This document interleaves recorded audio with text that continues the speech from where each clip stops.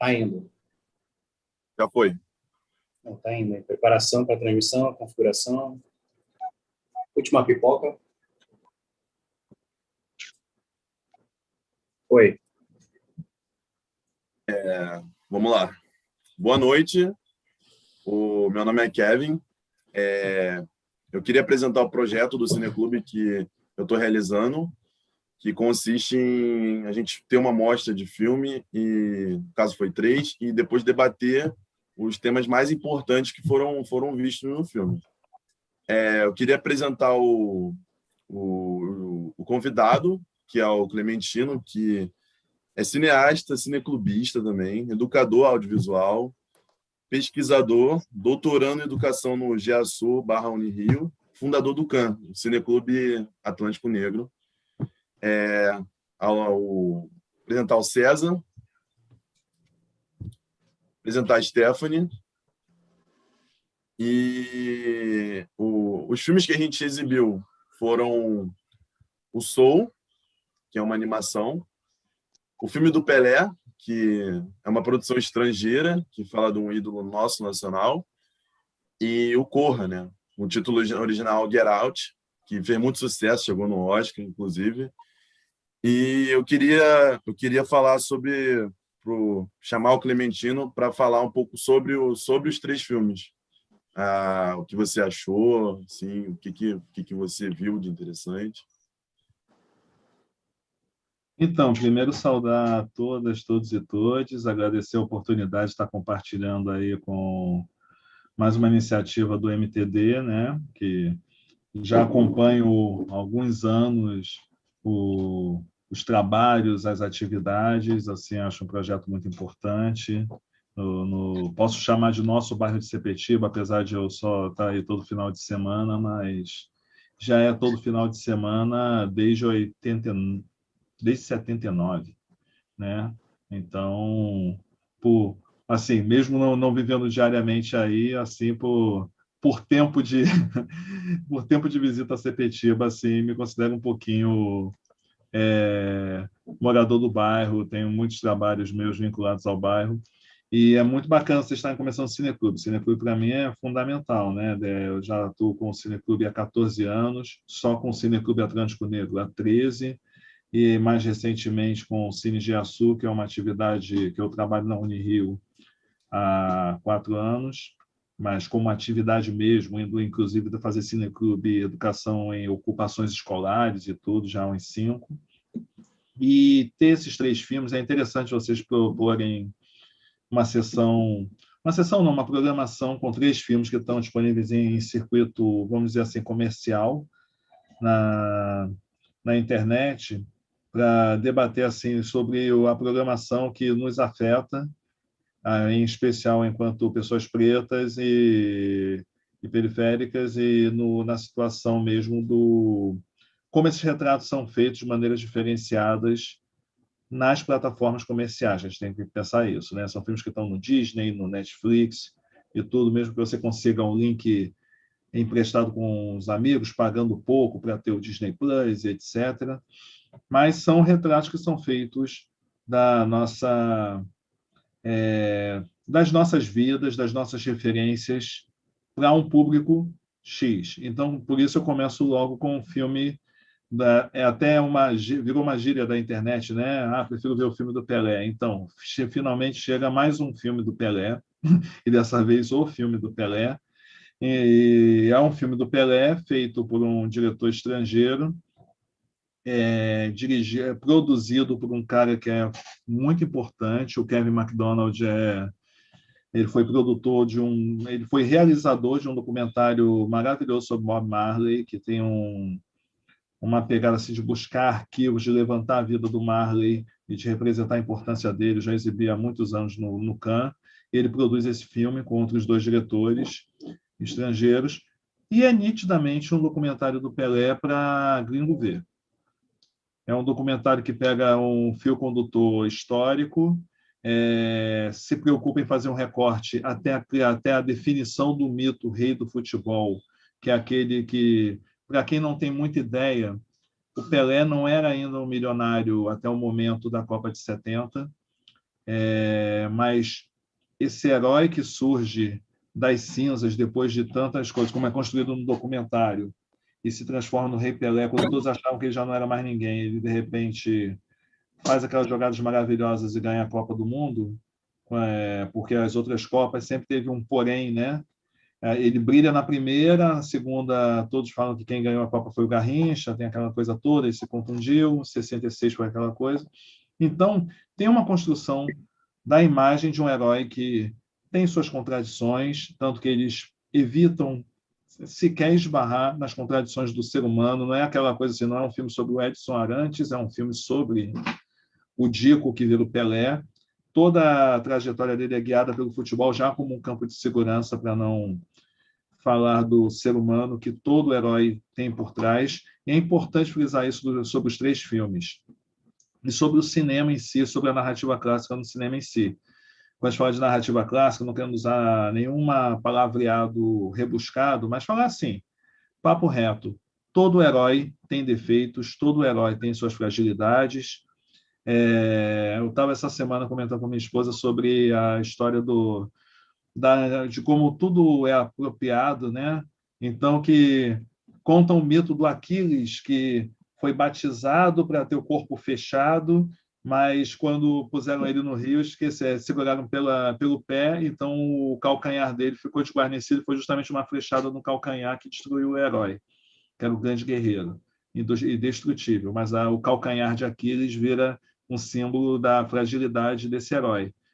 E, para mim, essa coisa do cara ser batizado para corpo fechado é macumba, né? É coisa de... né? Então, só para a gente pensar também que a mitologia muito se apropria sempre dos elementos, dos símbolos que hoje são lidos como a gente chama de matriz africana, e muita coisa da filosofia, da matemática foi apropriada lá atrás, né? Isso é um outro assunto para um outro debate que a gente pode marcar depois no MTD.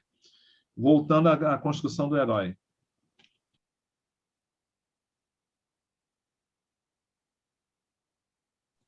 Esbarrei no botão aqui. Eu esbarrei no botão de pausa aqui, de repente fechou o microfone. Pelé é um herói com suas fragilidades e elas vão sendo explicitadas ao longo da construção da narrativa. O personagem, acho que é o Joe, né, do Soul, ele é a fragilidade pura, porque o cara que tinha uma determinação, tinha uma meta, queria ser feliz, sendo em algo que normalmente não é vendido como símbolo da felicidade, e morre, e não quer aceitar que morreu. E aí tem toda uma discussão fabulosa sobre eles foram muito felizes no mote que eles escolheram, né, que leva para essa discussão do sentido da vida a partir da morte, que uma coisa não existe sem a outra, né?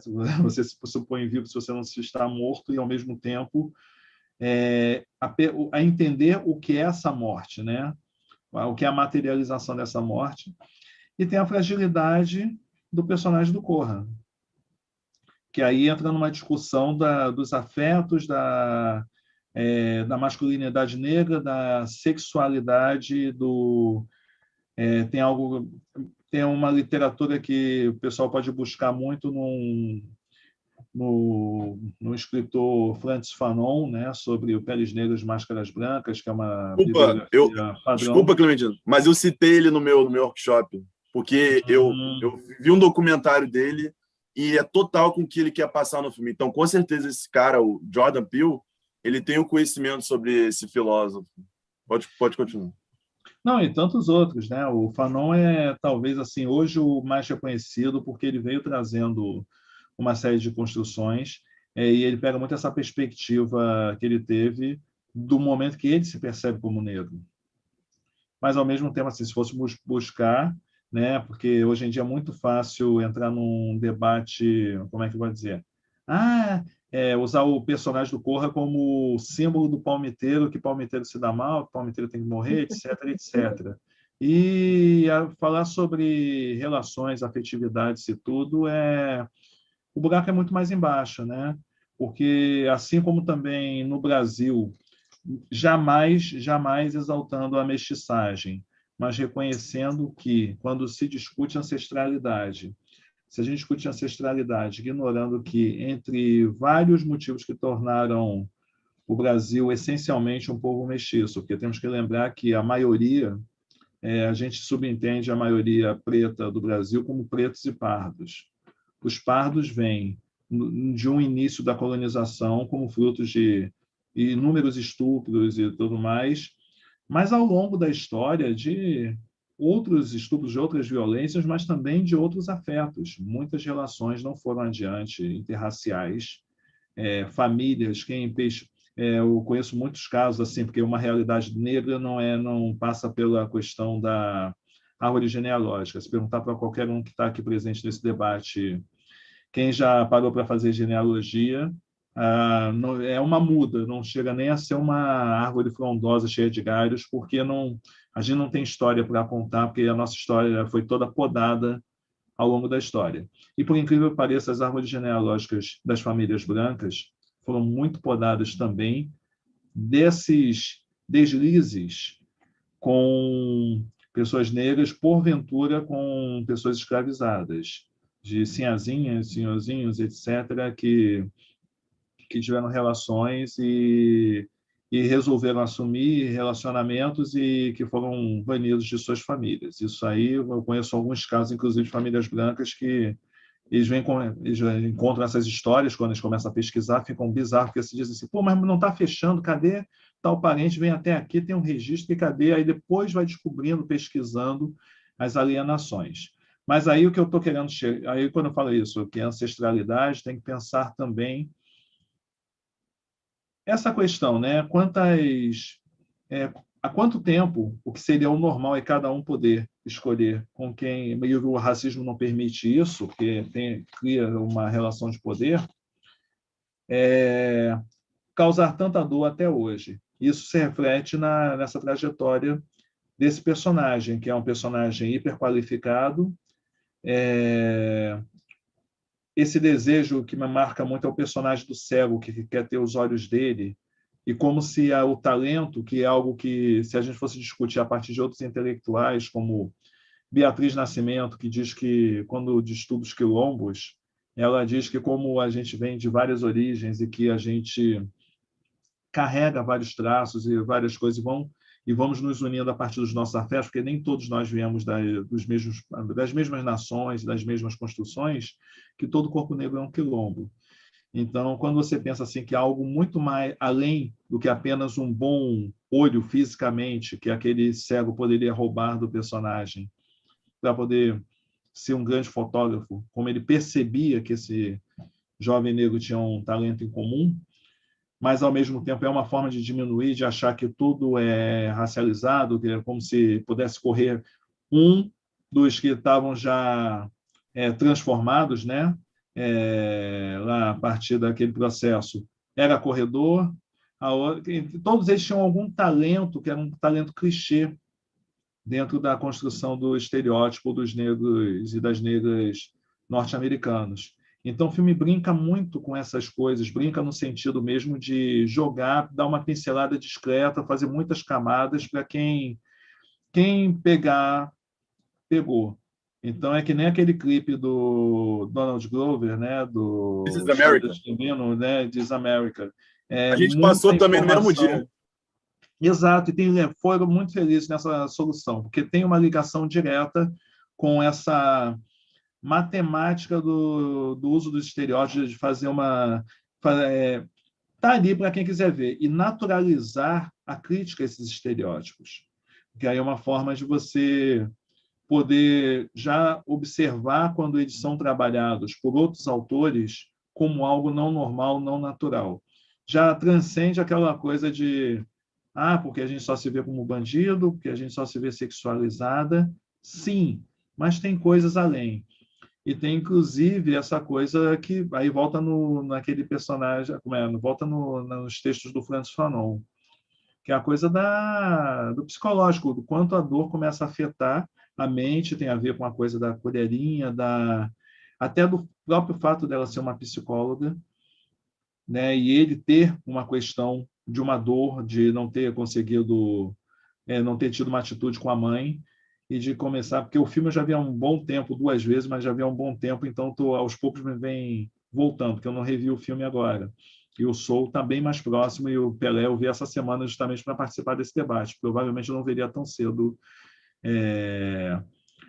Na verdade, eu fiz um exercício, só contar rapidinho para vocês. Não sei se vocês sabem que meu pai, Clementino Queller, ele atuou como Dondinho, pai do Pelé, na primeira cinebiografia feita sobre Pelé em 1962, que tem alguns trechos do filme que passam no documentário chamado Rei Pelé, que é um filme do Carlos Hugo Nossa. Christensen, um cineasta do cinema novo, um filme de 62, e nem eu era nascido nessa época.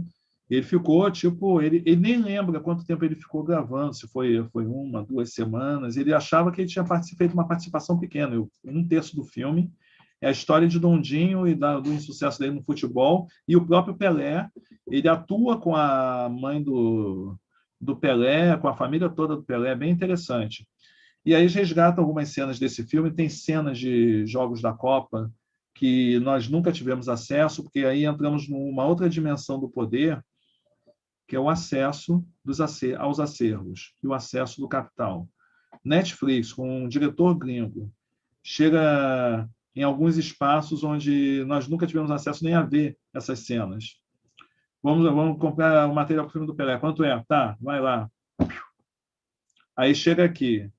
Nós não temos uma verba decente para fazer o filme, nós não temos liberação de uma Mancini, que está dentro de uma política de governo atual que censura qualquer coisa que seja, mesmo um personagem como Pelé, que sempre teve uma questão, como vocês viram, né, na, Nacional. no, né, na questão política, até bem mais, foi talvez bem mais favorecido e favoreceu governos ditatoriais ou governos de direita do que necessariamente outros tipos de governo.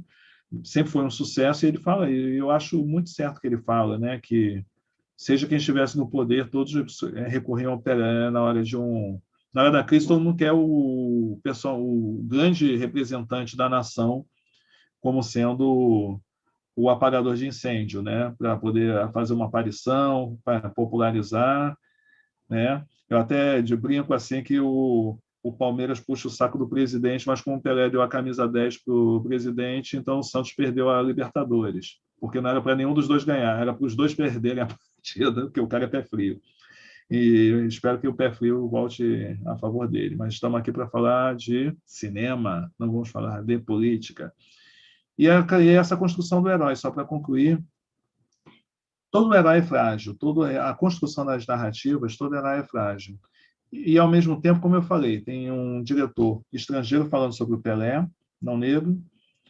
Temos o Soul, uma animação da Disney com Pixar, dirigida por um diretor negro, então e trazendo uma questão à moda americana de discutir a espiritualidade, então isso aí já tem todo um outro cuidado, uma outra abordagem. E temos o Jordan Peele, que é um ponto fora da curva, tem feito uns filmes bem provocativos. Eu ainda não tive a oportunidade de assistir a tal série, que ele pegou um dos textos mais racistas que teve na história da América e ressignificando, mas que o povo tem meio que um pé atrás com as provocações que ele tem feito. Normalmente, quando tem alguma polêmica, eu prefiro deixar passar um tempo, 2 anos depois, quando já não tem mais nenhum spoiler, eu vou assistir e tiro minha opinião, porque quando tem essa catarse, às vezes já atrapalha.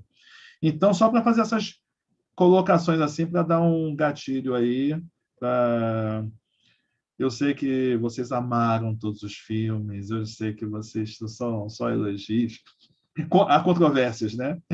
Aí eu passo a bola para vocês e a gente vai batendo papo aí. Mas muito obrigado pelo convite. Obrigado por ter dado esse ponto de vista, né? Muitos que a gente notou também, né? Teve filmes também que a gente fez certas críticas que, na verdade, eu assisti quando eu era adolescente, né? Não sou velho, sou jovem, mas saí da adolescência há 1, 2 anos, né? E eu assisti quando eu era adolescente o filme do Pelé. E eu gostei, na época eu gostei muito. Eu achei, pô, que da hora. Mas aí eu vendo de novo e a gente vê até a nossa mudança, né? Como eu vi, cara, eu falei, isso é uma caricatura, isso não... é um filme para americano ver, né? E eu pensei isso. Mas eu queria chamar... eu queria falar sobre um filme... Esse não foi o filme que mais me impactou. Eu queria falar mais sobre o Corra, que é o filme que mais me impactou, acima de todos, né? Porque lida com questões, assim, que até você falou sobre psicológico, né?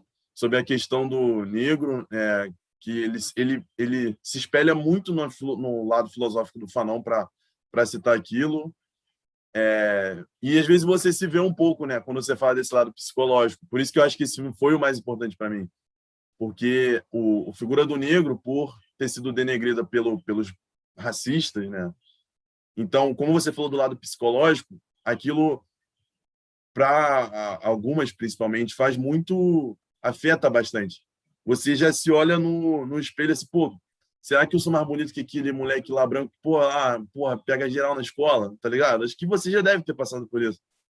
E, tipo, a questão também sobre os relacionamentos, né, interraciais. Pô, primeira vez que eu vi a biografia do Fanon, pô, cara, esse cara, eu vou tatuar o nome desse cara. É esse cara.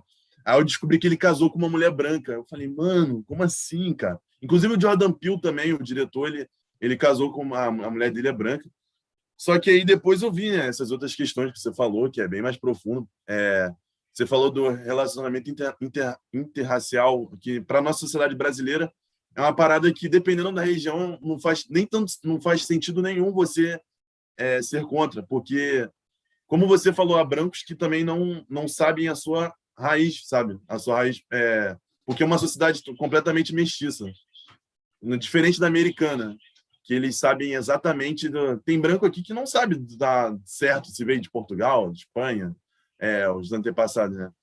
Só uma correção, não é que eles não saibam, mas é que quando chega em determinados pontos de lacunas na história da família deles, que eles sabem a história da família deles até, né, a Sim, antiguidade, mas os pretinhos vão e os índios vão desaparecendo, porque se fizeram presentes e vão sendo embranquecidos para poder contar a história. é verdade. E eu queria falar para os jovens, né? Falar para o Henrique, que eu até esqueci de citar também, mas tá aí. Eu queria falar sobre um filme que impactou mais cada um e queria que cada um falasse o que achou, que questão que viu interessante. Queria que cada um desse opinião. Luiz, passa a bola. Oi, gente, boa noite. Meu nome é Luiz Henrique Rodrigues. Fui jovem já há um pouco tempo, alguns tempos atrás, mas hoje eu participo também aqui na área técnica, né? No caso, eu sou técnico de áudio e vídeo, especialização também em informática. Já tenho uns 14 anos nessa estrada aí. Aí foi a convite do Kevin que eu participei do Cinecult e a abordagem foi até um pouco assim, surreal, né? Que teve do alto até o mais baixo, né? Das classificações dos filmes que foram apresentados. Fiz uma abordagem, acho que eu só fiz uma abordagem técnica de um filme, né? Que me chamou muita atenção, mas isso eu vou deixar para o final. Vamos seguir só a ordem do que eu fiz aqui, não a cronologia do que foi feito nos dias. O filme Soul, né? Tem a animação lúdica, né? A gente vê as animações, né, ideologias, contos de fadas, tirando Shrek, né, que tem os seus contos de fadas também, mas tem aquela vertente de casal do Shrek com a Fiona, com os filhos, com a criação, do vizinho chato, que é o burro. Né? Tem algumas coisas que são colocadas também, mas, porém, esse filme Soul, em específico, foi colocado num momento bem atual, né? Do que estamos vivendo hoje numa pandemia, que foi logo na hora dos ouvidos que ele bota o álcool gel, né? Então a gente já sabe que está usando álcool gel na época de pandemia, e também o imediatismo, né? E a falta de tempo, né? O que me chamaram mais atenção desse filme, né? A gente vê uma cena bem clássica, que é o filme do metrô, onde realmente acontece no Rio de Janeiro e em outras cidades do Brasil, que o metrô, hoje em dia, é o seu celular. né? A rua hoje é o seu celular. Então, o automático das vidas, né, do cotidiano, impede, né, que é o que grita nesse filme, das sensações, né, do nascer do sol, do ar, da folha caindo. Hoje em dia a gente não dá importância disso. E o tempo, né, para esse tipo de coisa é valioso, né? O que mais valoriza hoje em dia é tempo. A gente tem que ter tempo para fazer tudo. Tem que ter tempo para fazer live, tem que ter tempo para poder cuidar da casa, tem que ter tempo para ser um bom profissional. E a gente acaba perdendo tempo das coisas mais simples da vida, que são as mais valiosas, né? Essa foi a essência desse filme Soul. O filme Corra, o pessoal já falou, eu falei lá na sala, né, lá no grupo, lá não estava passando cinema, era um filme de terror. Quando falou assim, gente, eu não gosto de filme de terror, eu não estou afim de ver esse filme, não. Aí disseram, não, filme de terror não, é mais tranquilo. Realmente, foi um filme que, de terror, só tem o atropelo do Alce, que me assustou, que era um telão grande, e eu estava na frente, né, e eu tive um pulo da cadeira, mas, de resto, foi uma conotação social muito local, né, muito dos Estados Unidos, né, do que é vivido nos Estados Unidos. Foi a época de 2017, o Kevin explanou muito bem, que era a época de transição do Obama para o Donald Trump. Então, quer dizer, teve uma certa, talvez até uma felicidade, né, do diretor, né, para poder colocar nesta época, né? E funciona também, né, a questão do racismo, a área me chamou muita atenção aquela mulher, né, apalpando um negro, me surgiu muito aquela coisa do Brasil, né, na compra de escravos, etc. É bem antigo, né, bem para a área assim, mas isso me veio à cabeça, né, nesse sentido, né. E outra coisa também que chamou, agora tecnicamente falando, que foi um filme dirigido por americanos, foi um filme custeado por americanos, entre aspas, porque vi algumas coisas na crítica que teve a Rio Filmes, alguma coisa representando o Brasil, né, nesse custeio, e onde as pessoas da comunidade falavam inglês. Né? Foi uma coisa que me ressaltou. Poxa, por que eles estão falando inglês? Logo, as primeiras vozes, eu falei com o pessoal lá. Né? Falar no cinema é falta de educação. Mas ali eu falei porque eu tinha essa liberdade para falar isso. Por que está sendo dublado? Né? Isso é até uma pergunta que pode ser respondida mais tarde pelo Clementino. Por que atores brasileiros, né? Todos eles, o seu Jorge, Milton Nascimento, foi usado um termo de dublagem, né? Acho que o único ator americano era o técnico do Brasil. Ele fez o Apollo 13. O técnico da Suécia também. Ele era irlandês. E que foi feito dessa forma, sei lá, foi meio artificializada. Ficou muito esquisito. Aquela frase do Chaves de prefiro ver o filme do Pelé, não colou para mim, e eu achei que foi uma bem ruim, né, nesse termo. Nem fora algumas mentiras que aconteceu entre o Mazola e o Pelé, que foram em cidades diferentes, e não foi, os dois não conviveram, teve uma ficção, né? Realmente, eu pensei que seria um filme de realidade, né, mostrando a infância vertente, mas não, foi um filme de futebol que não falou de futebol, falou de ginga, né? Foi o termo aplicado. Então, foi um filme que, na classificação, o Clementino sabe do Globo, né, que o bonequinho viu, o bonequinho foi até embora. Então, essa foi a explanação desse resumo. Né? E eu também gostaria de saber do Clementino essa questão da técnica de dublagem. Por que o seu Jorge não fez a voz dele? Né? Por que Milton Nascimento também? E outro caso também, rapidinho, por que chutar uma manga? Chutar uma manga dói. Não acham? Essa é a minha colocação aí.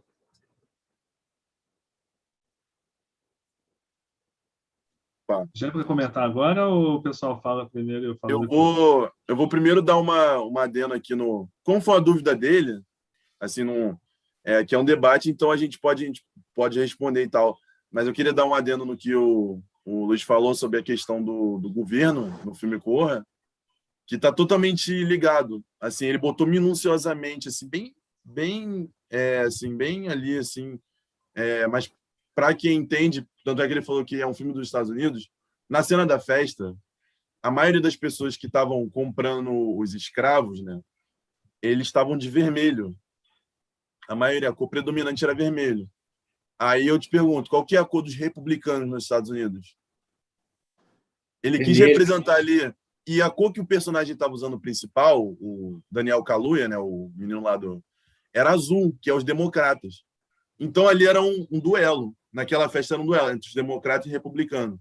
Os racistas e os não são tão mas são liberais, são mais abertos a temas negros. E queria que tu desse a resposta do que o Luiz perguntou sobre a dublagem. Bom, a questão da dublagem, acima de tudo, aí não falando pontualmente, falando como um todo, né?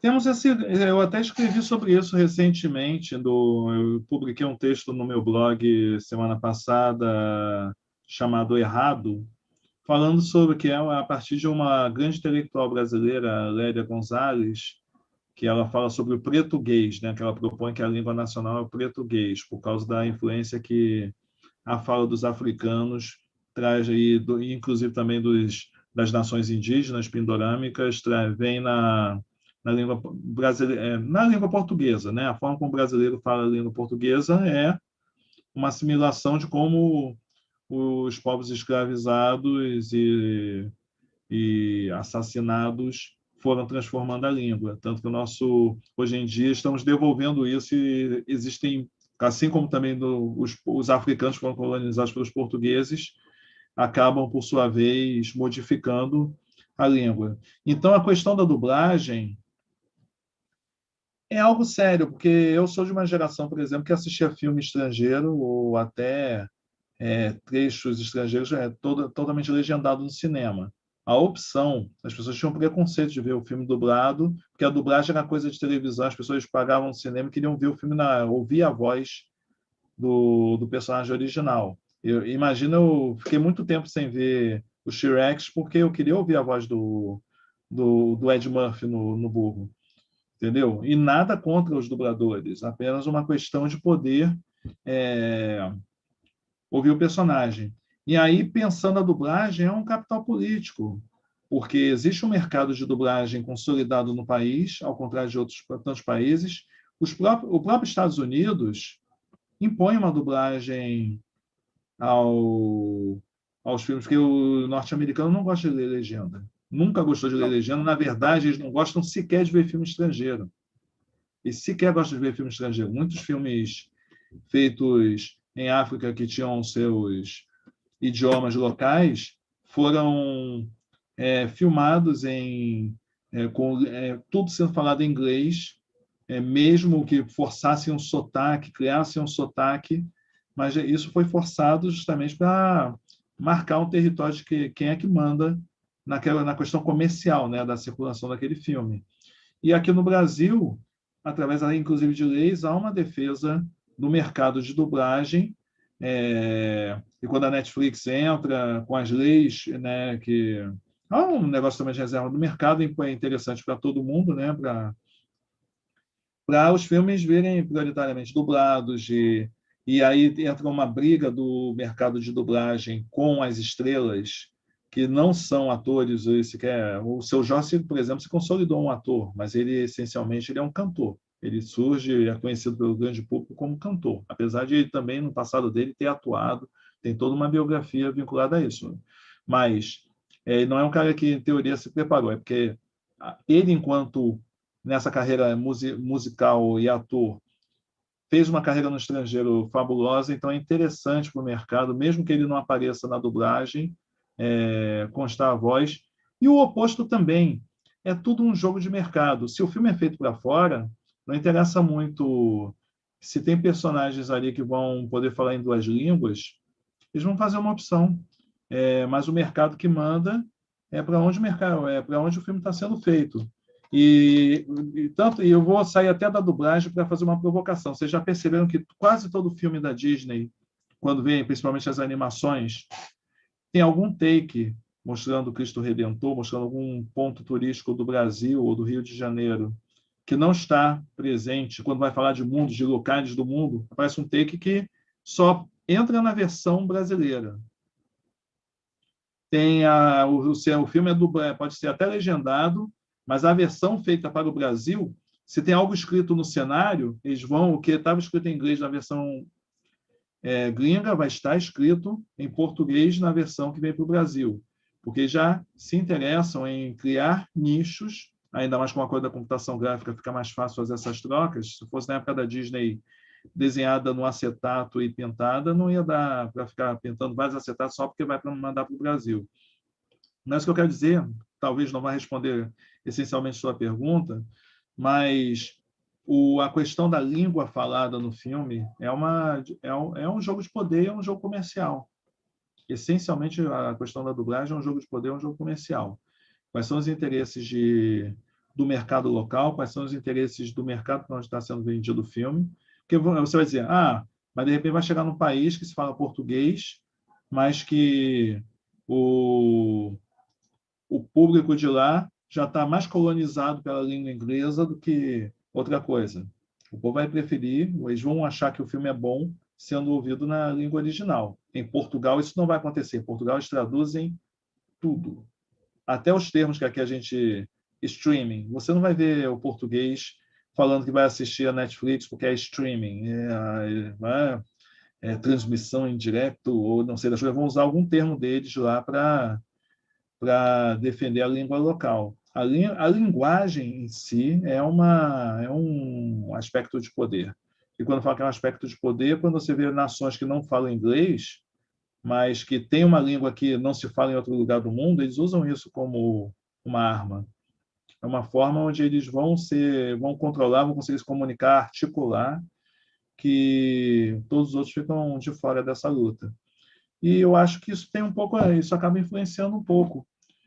Mas eles sempre estão um passo à frente. Os gringos estão sempre um passo à frente, porque o nosso mercado já é muito assimilado. A gente já recebe, tanto que você vê a própria proposta, não criticando, vocês têm uma proposta de utilizar filmes do circuito comercial. Mas nós estamos discutindo 3 filmes de operadoras norte-americanas, né? Na Netflix e Disney Plus. E a própria Globosat, de alguma maneira, se for pensar o capital que mexe, né? A Globosat não, a Globoplay e tantas coisas. Então, a gente está jogando o jogo deles. O que vier depois é a gente raciocinar em cima disso. Passa a bola de volta. Beleza. Eu queria agora saber sobre o César. Qual foi o filme que mais impactou para você? Que questão ali que você mais se identificou? E queria que tu desse a tua opinião. Boa noite, gente. Boa noite. Eu me chamo César. Sem dúvidas, o filme que mais me parou, assim, me impactou. Aliás, eu já tinha visto várias vezes, mas assim, até porque cada vez que a gente vê ele, parece que tem uma nova informação que a gente não via antes. Foi o Corra. Eu acho que o Corra, sem dúvidas, é um filme assim minucioso.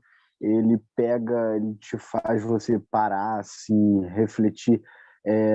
O tempo todo ele bota takes de coisas, abordagens de assuntos, um simples apertar de mão que o rapaz deu lá no final, aquele que foi pego no início, e o Chris, ele vai cumprimentar assim, com a mão fechada, aí ele pega a mão de lado, aquilo já tem muita informação. Enfim, cara, é um filme que, sem dúvidas, é um filme muito bem pensado, muito bem feito, assim, para realmente as pessoas pensarem no cotidiano racista norte-americano, e também pensar assim, em várias outras questões que decorrem no filme. O filme, sei lá, o tempo todo ele te para e te faz pensar como é que é a vida preta nos Estados Unidos, e também aqui, né? Não passa muito longe a realidade, não. enfim, o Corra, sem dúvidas. Bacana pelo teu ponto de vista. Eu queria passar a bola agora para a Stephanie. Qual o filme que foi mais importante para você? Boa noite, gente. Boa noite, Kevin. Boa noite, Clementino, Luiz Henrique.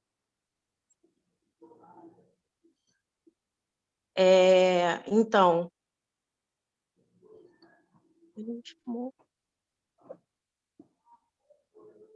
boa noite. Sim. Boa noite.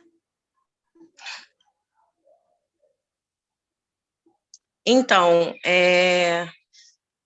eu não tenho nenhum tipo de visão a respeito de cinema, fotografia, vídeo. Eu estou aqui mais como uma telespectadora mesmo dos filmes, né, como público. Não tenho nada assim profissional para dizer, enfim. Mas as minhas palavras em si muito parecida com as do Luiz Henrique. Assim, inclusive, a gente assistiu o filme, né? E foi uma coisa assim meio que geral, as notas e os pontos de vista.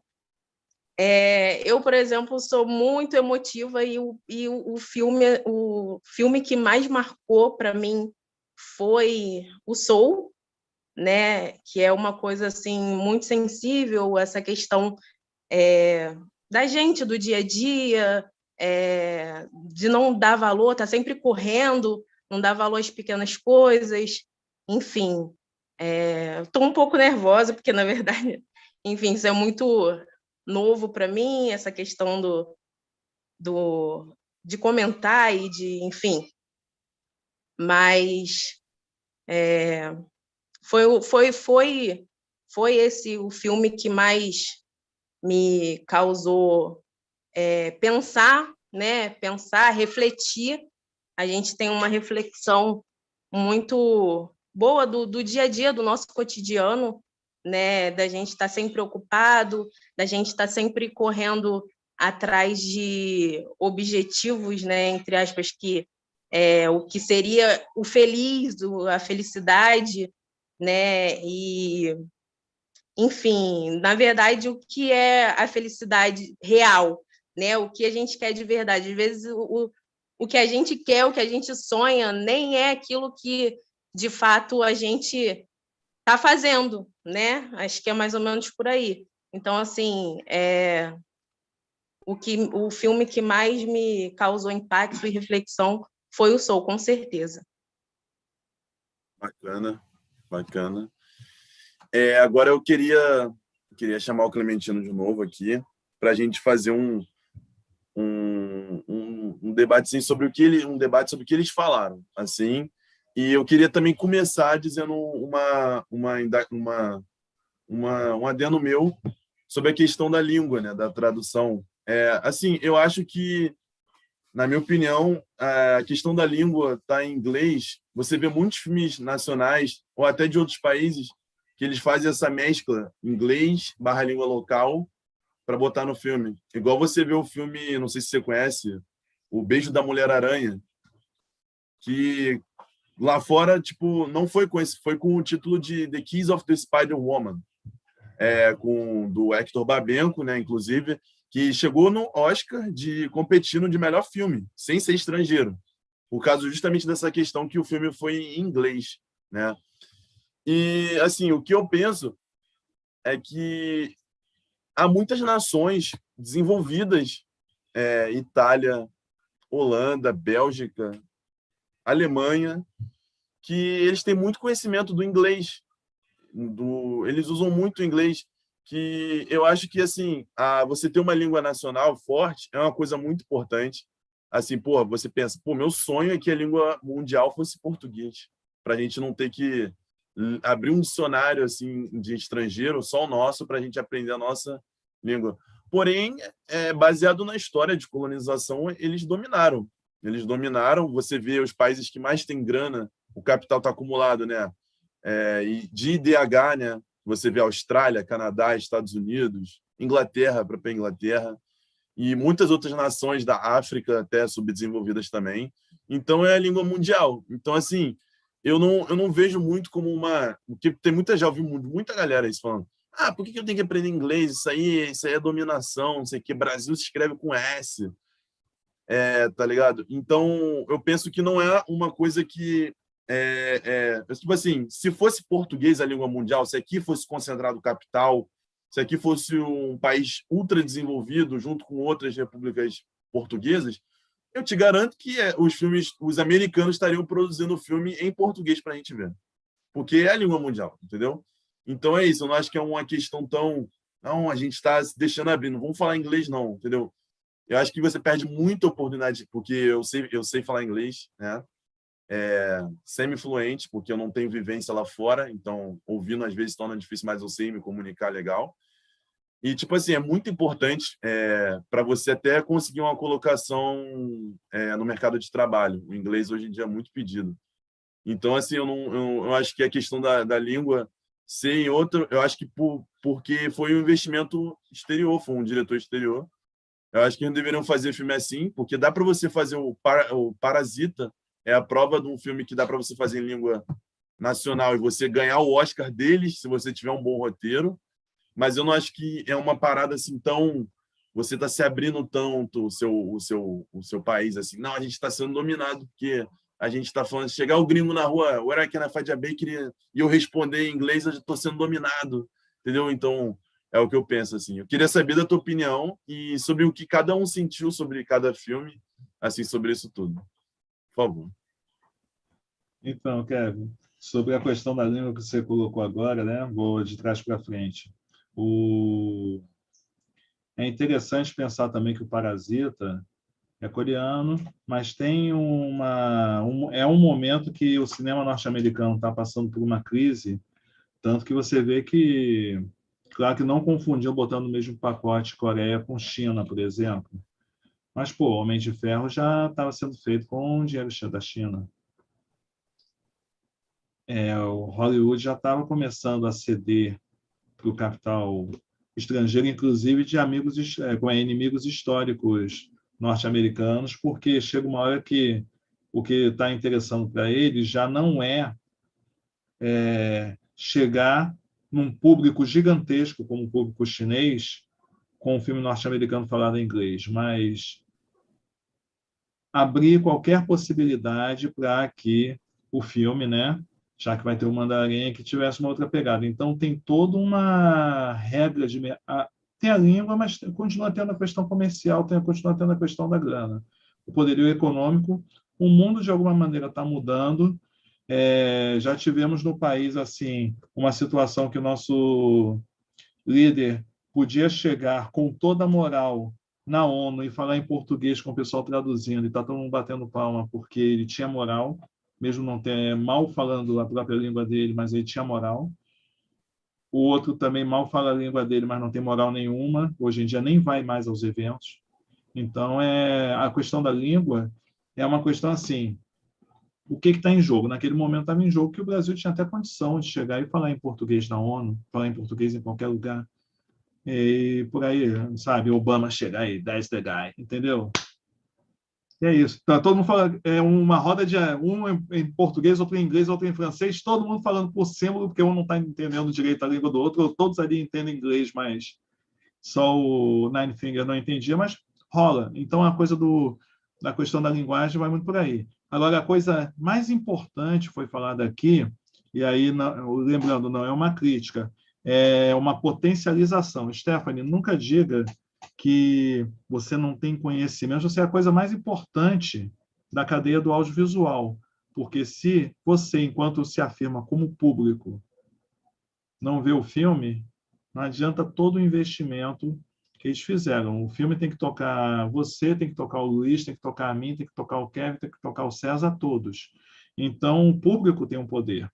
E isso também é um ato político. Quando a gente vive um momento que tem um outro tema que a gente não precisa debater hoje, que é a política do cancelamento.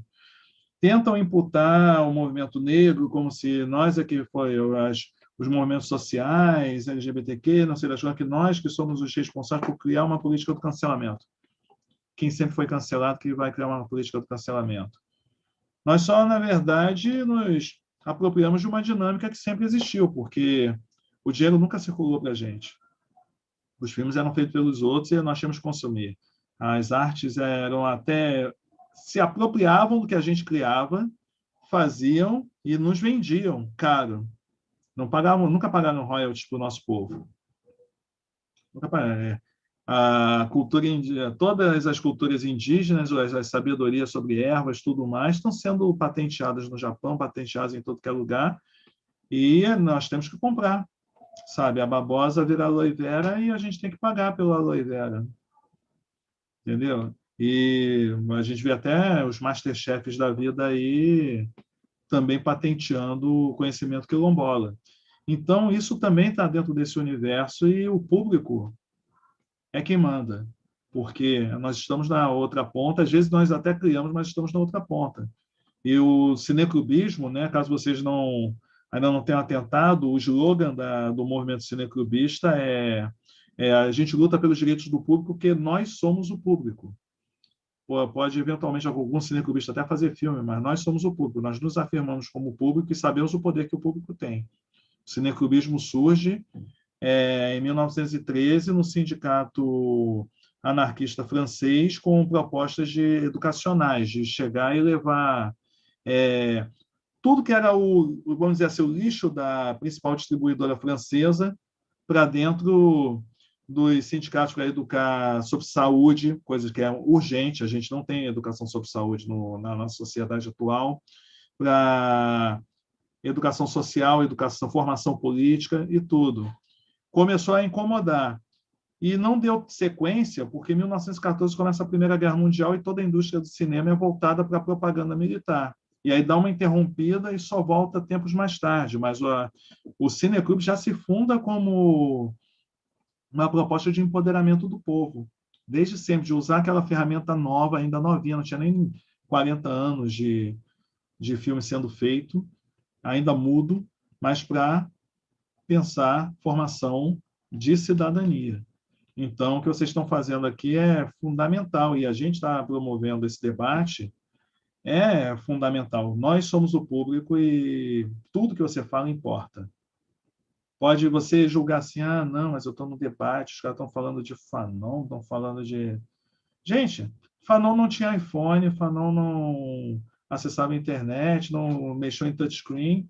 Ele falou de coisas fundamentais que têm que ser atualizadas por todos os intelectuais que vieram depois dele, inclusive por vocês. Entrando na academia ou não, o importante é que vocês leiam esses caras todos, leiam Lélia Gonzalez, leiam Beatriz Nascimento, pode ser a Djamila mesmo, mas muita coisa que a Djamila fala, os mais velhos já falaram antes, pode ser ouvir o Emicida, mas coisas fabulosas que o Emicida sintetiza na música dele.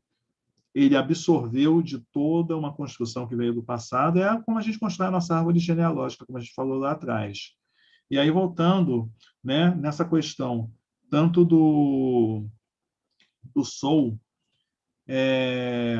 e da questão do tempo, né, de curtir o tempo, de perder o contato com as coisas simples, com a natureza, de entender uma folha caindo como um símbolo de felicidade, tudo. Isso aí eu vou trazer um pouco para o meu campo, né? As tradições de matriz africana, né, que são tratadas como religiosidade, apesar da religião, a meu ver, ser uma lógica europeia, né? E as religiões de matriz africana, na verdade, não se manifestam naqueles símbolos em forma de pessoas que são aqueles negões, aquelas negonas, todo parrudo, parecendo que saíram da Smart Fit. Não, eles, na verdade, são elementos da natureza. Entendeu? Nós temos a materialização, porque tem um sincretismo que também é muito responsável por termos essas tradições até hoje, do machado duplo de Xangô, do símbolo que divide os polos, que é o símbolo da justiça. Temos o espelho da Oxum, que é a materialização do reflexo das águas doces. Temos uma série de outros elementos, mas esses elementos da natureza é como os nossos ancestrais entendiam o seu pertencimento no mundo. Tem a ver também com a criação de todos esses mitos que a gente acompanha na construção desses heróis desses filmes, né? Você assistir Thor e não pensar assim que o Thor é uma leitura branca do que seria o Xangô na matriz Yorubá. Não importa quem veio antes, são formas diferentes de entender a divindade enquanto pessoa. Podem ter surgido essas representações em sonhos, podem ter surgido essas representações na influência já da colonização católica, e por aí vai, porque tudo tem que ter um similar, tanto que foram criados não sei quantos santos depois pretos e tudo, para poder conter a não identidade, né, com essas culturas, com essas coisas impostas. E o que não há de representatividade religiosa na construção do herói, né? Ontem estava passando na TV, parece que o Batman e Super-Homem, né? E a toda hora a discussão do Deus, né? Que o Super-Homem era a representação de Deus. Olha que eu só vi 3 cenas desse filme até hoje, todas estão discutindo aquilo, né? Então, eu sempre fui mais Marvel do que DC. Vamos falar de colonização, né? Eu sempre fui muito mais fã da Marvel. Não me espere vendo... Eu gosto do Batman, mas curto muito o resto não, tenho paciência. Aí Então é um pouco disso. O Soul traz um pouco esse reencontro, que é o que mais me encanta, e ao mesmo tempo ele mexe muito subliminar, muito sutilmente com outras coisas. Vocês prestam atenção como é o personagem que vem buscar o Joe na Terra, como é o traço dele. É um traço totalmente numa outra pegada. Ele não está naquele formato de animação, da construção dos personagens de animação 3D. Ele vem todo num traço. Você vai remeter a um Picasso, que é um que roubou coisa pra caramba, assim, ele se apropriou muito da arte africana para fazer a arte dele, nunca escondeu isso, tudo mais. Então tem toda essa forma, né, de entender a matéria, de brincar com os elementos e usar os spirituals, que são a raiz do jazz norte-americano, para justificar, porque se essa história fosse feita no Brasil, ia ser samba, que é tudo que vem dessas tradições, que vem dessas origens negras. Não estão fazendo um filme de macumba necessariamente, mas estão fazendo um filme sobre ancestralidade. E é isso que toca a todos, mas é um filme feito para um público que também não é só preto. O personagem é preto e usam o jazz porque o jazz é popular dentro de toda a comunidade, é uma coisa tratada naturalmente como americana, como o samba é tratado naturalmente como brasileiro, tanto que depois vira bossa nova e é popularizado no mundo, porque aí são os brancos à frente dos pretos, que você vai ver quem estava na raiz da bossa nova eram os pretos também. Então é sempre uma disputa de território, mas essa forma como esse filme representa no resto do mundo acaba tocando as pessoas nesses pequenos detalhes, no que há na empatia, no que há em comum nas buscas de cada um de nós. Você é branco, mas você quer entender sua ligação com o mundo, você vai ser tocado pelo filme. Você é preto, tem alienado ou não, mas tem alguma curiosidade sobre a ancestralidade, que o filme vai bater muito forte em você. Até pelas representações, a questão familiar que tem na discussão do filme, né, de passar o bastão, de concluir os sonhos que tem a ver até com Pelé, coincidência, né? Pelé tem uma meta de construir o sonho que o pai não conseguiu realizar enquanto jogador de futebol. O pai foi um fracassado e ele foi o maior do mundo. E no Soul, o menino não tinha interesse por jazz, quando descobre o jazz, ele se torna alguém que foi até um certo ponto, e quando teve prestes a dar o salto, acontecem uns incidentes.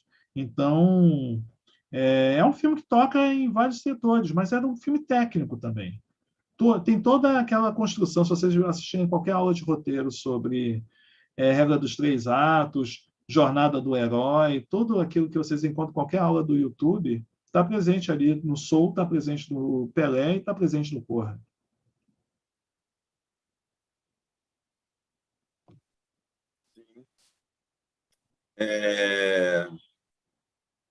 Tudo isso que o Clementino acabou de falar, galera, eu queria algumas considerações finais sobre cada um. Começando pelo Henrique. Pintou para mim logo de cara, né? Bom, só para dar Eu tô uma no mesmo sentido da primeira. no mesmo roteiro. Beleza.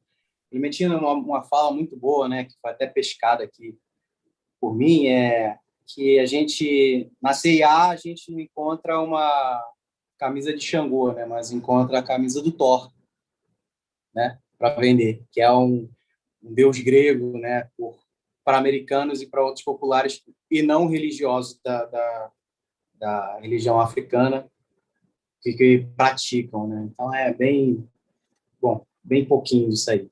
E com relação a filmes estrangeiros e a língua inglesa, né, cara, infelizmente a gente está muito atrás. Eu vejo na área de equipamentos, né, que eu trabalho com equipamentos, então eu trabalho com microfones alemães, trabalho com microfones japoneses, nem os americanos estão, né? E Behringer também, que é uma marca alemã, então quer dizer, a gente tem a mesa Watson, né, que é muitas das igrejas colocadas nesse ramo e é muito atrás, é muito mais barato e infelizmente a gente está muito, mas muito atrás nessa questão de equipamentos também audiovisuais, né, com a área de computação também que veio dos Estados Unidos. Então a gente tem um Linux, que é uma coisa assim, segurança é muito bem enraizada, mas só que deixa muito a desejar, que a gente nasceu Windows, a gente nasceu alguns Apple. Então, muito, a gente está, nossa, a gente tem que comer muito ainda para poder chegar, de repente, no patamar dos pés dos caras, entendeu? Infelizmente, Todos essa... asiáticos. Eu estava catando aqui tudo aqui. então, principalmente os shuris asiáticos e etc. Né? Então, quer dizer, a gente, nós praticamente de técnicas, estamos colonizados por japoneses, por chineses. Né? Então, Já a gente foram os está... americanos, agora são a Ásia. Exatamente. E eles são donos de tudo. Se eles falarem assim para a gente, olha, não vai ter mais made in China para vocês, ok? Acabou. Você vai ter que viver com produtos brasileiros. Você vai ter que viver com o da gente. E isso é um atraso enorme. Infelizmente, a gente Ser está na positivo mão não dá, caras. velho.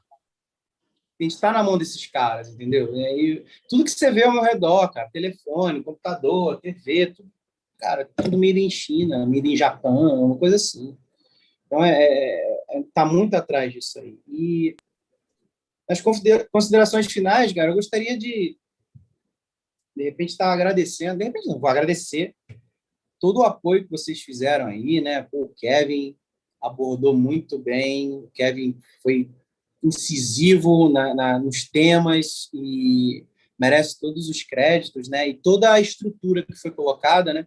E, geralmente a gente vai lá para poder estar montando o equipamento, para a gente estar lá fazendo o evento, né? E eu faço a parte da frente e de trás do evento. Então a gente vai vendo muita essa área e o Kevin com maestria deixou tudo prontinho. A parte de alimentação também. Gostaria de agradecer as pessoas que estiveram por trás dessa parte de alimentação, né? Foi muito, muito legal e, assim, foi muito produtivo os temas e os debates depois. E essa live aí, que agora está sendo a cereja do bolo, que foi demais.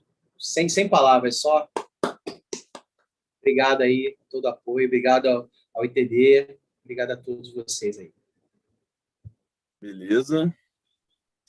César, suas considerações finais. Então, para mim, os dois filmes foram muito bons. Aquele Soul e Corra, realmente maravilhosos, mas o Pelé não. Pelé, infelizmente, não fez a nossa alegria. Mas, enfim, teve esses vários problemas que a gente já falou lá no dia, a gente falou aqui de novo, problema da dublagem, problema de como eles veem os brasileiros, problema de não sei mais o quê, vários problemas, enfim, o próprio homenageado nem aparece no filme direito, aparece uma única vez, e não mais, mas o Soul e o Corra abrilhantaram as noites. Foram, eu acho que é isso. Bacana, bacana. Queria saber da Stephanie, agora, as considerações finais.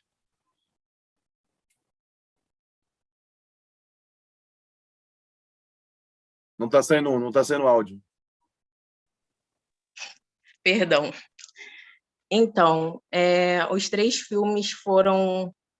Aliás, os 2 filmes que foram Soul, no qual eu mais gostei, inclusive foi o primeiro a ser passado, então, como eu falei, me causou um impacto e um gosto muito grande, e acabou que os outros ficaram, digamos assim, até que ficou um pouco atrás por eu ter gostado muito do primeiro, né?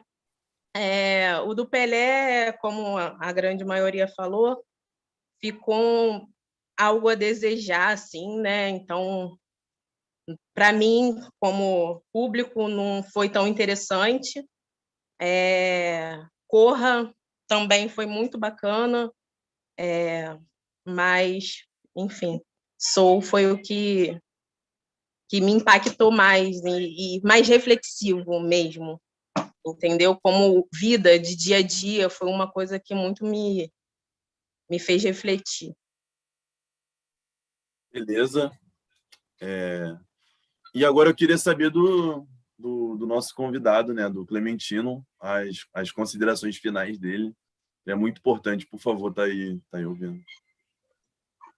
Bom, primeiro eu agradecer a partilha tão rica, assim, eu vi que vocês se debruçaram mesmo sobre os filmes. Algumas falas aqui me fizeram até refletir, deu vontade até de assistir algumas coisas pensando em algumas paradas que vocês levantaram aqui. Eu acho que o mais gostoso do Cineclube é essa possibilidade de cada um trazer o quanto o filme te impactou e poder compartilhar. Que às vezes uma coisa passou desapercebida porque cada um é afetado de uma maneira diferente pelo filme. Então foi muito bacana essa troca aqui. E queria também trazer mais uma reflexão sobre o Corra. Pensar que a gente está debatendo racismo e o Jordan Peele tem investido muito na questão do gênero terror. Pensar o racismo, isso está influenciando muito, inclusive, o cinema negro brasileiro. Assim, tem filmes fabulosos. Egum, do Yuri Costa, é um exemplo, um curta-metragem que foi premiado em vários festivais, ganhou o Festival de Tiradentes e tudo. Trabalhar as questões dos impactos psicológicos do racismo como um elemento de narrativa de terror. E é o que ele faz com uma maestria e é começar a explorar mais, assim, e também se oportunizar, ver outros... simplesmente, tudo que tiver de cinema negro, assistam. Tudo que tiver de cinema que narre a periferia, vejam. Narrativas feitas por povos originários do Brasil ou de outros lugares, vejam. E aí, aproveitando, como essa é uma atividade que é importante sempre frisar, que o fato do projeto estar com o financiamento da Lei Aldir Blanc e tudo, não quer dizer que, muito obrigado pela benesse, nem nada. O governo está fazendo o mínimo que deveria estar fazendo para estimular que vocês estejam realizando essa atividade, seja presencial, seja... Isso aí é política pública, e política pública é devolver para o povo o dinheiro que é do povo. Então, a princípio, não precisa agradecer, porque não estão fazendo mais que a obrigação, e é importante fazer obrigação com quem faz. Isso o MTD faz de sobra. Temos vários projetos muito bacanas acontecendo em Sepetiba, e o MTD é um que sempre fez com ou sem dinheiro, e é muito justo que esse dinheiro venha para quem sabe fazer. E convido vocês a participarem, né? Como viram falar, está aqui o Cineclube Atlântico Negro. Eu vou também, pela Lei Aldir Blanc, o curso que foi realizado no ano passado de Cinema Negro, contando desde o cinema, contando a história do cinema a partir dos artistas negros que fizeram cinema, desde o cinema mudo até o final do século XX, que foram em 12 encontros. Eu vou disponibilizar 8 desses encontros no canal do Cineclube Atlântico Negro no YouTube, a partir agora de abril. como pela Lei Aldir Blanc, então todo formatado para tal, com indicações dos filmes, falando sobre os filmes, dando contexto histórico.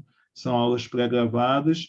E ainda final de abril eu devo começar a etapa desse ano do Cineclube Atlântico Negro, que eu vou falar de tradição e afrofuturismo no cinema a partir de 3 cineastas, né? O Ousmane Sembène, do Senegal, o John Aconfra, do inglês, britânico, né? Mais da diáspora, e mais uma cineasta surpresa. Então, fiquem atentos lá no CAN e vamos trocar, vamos estreitar mais esses laços aí da galera do MTD com o Cineclube Atlântico Negro. Quero ver vocês por lá também. É só chegar, viu? Muito obrigado. Um beijão em todos e muito obrigado pelo convite. Pô, que legal, cara. Assim, eu vou te agradecer mais, assim, só que eu queria te falar sobre...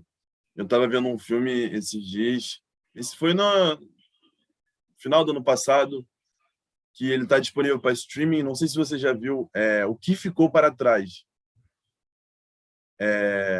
Como você citou, essa galera está fazendo tem um novo gênero, né? Eu não me vem à mente, mas é um terror psicológico, assim como o caso de Corra e o Us, que é o Nós, né, do Jordan Peele também, que eles estão botando a politização dentro do filme, e o terror em si não é mais uma alma que brota de uma casa abandonada, é mais uma parada que está ali na nossa sociedade, né? E eu queria muito que você, Clementino, como um cineasta que representa muitas questões negras no que você fala, que você visse esse filme e a gente tivesse depois uma conversa, depois a gente conversasse sobre esse filme, o que ficou para trás, e poder, na oportunidade futura, como você falou, estreitando os laços, até talvez fazer um cineclube falando sobre esse filme e dando porque esse filme cabe um workshopzinho, né, uma live completa, porque ele fala de muita coisa, muita. Ele é além do que aquilo, ele é muito profundo. O que está no filme é a ponta do iceberg. E é isso. Eu queria muito que tu visse O Que Ficou para Trás. A minha indicação de filme para você. Ver, é muito bom.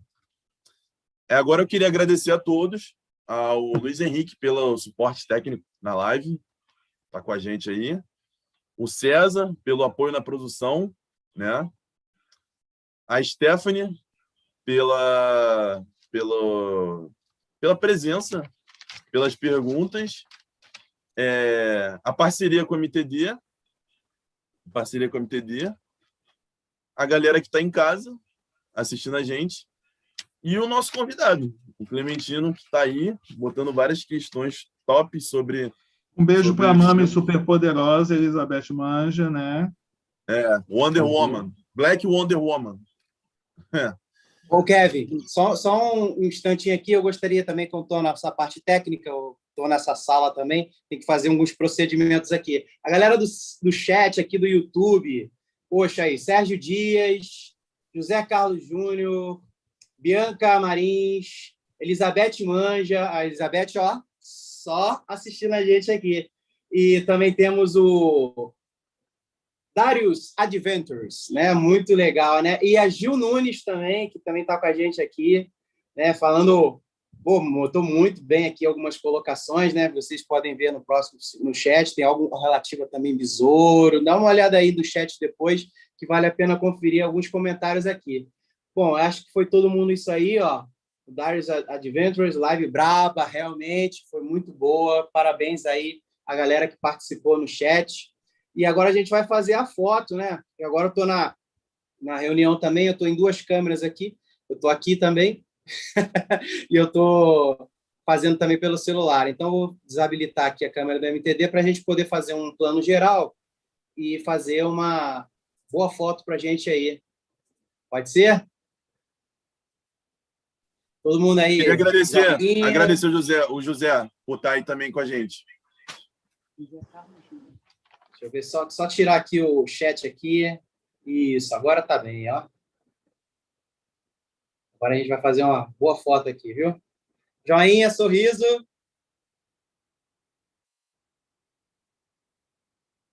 Apertando print screen, sorrindo. Vamos lá, gente.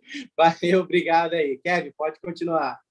E é isso. Queria agradecer muito, Clementino, que a gente estreitasse esses laços sobre a questão audiovisual, que também queria absorver algumas coisas do mestre no cinema. E é isso, galera. Está encerrado. Está encerrada a nossa live. Valeu, obrigado. Tamo junto. Boa noite a todos aí. Valeu.